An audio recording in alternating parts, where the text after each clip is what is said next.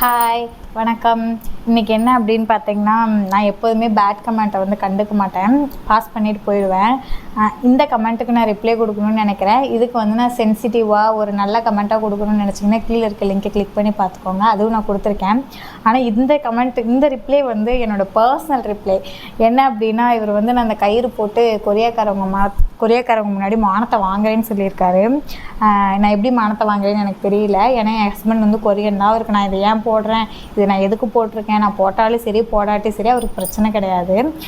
நான் போடுறேன் அப்படின்னா எனக்கு வந்து நம்ம கல்ச்சரை ஃபாலோ பண்ணணுன்னு ஒரு ஆசை. அதனால் நான் வந்து கயிறு போட்டிருக்கேன், பொட்டு வச்சுருக்கேன், எல்லாமே நான் ஃபாலோ பண்ணுறேன். இது என்னோடய பர்சனல் ஒப்பீனியனு.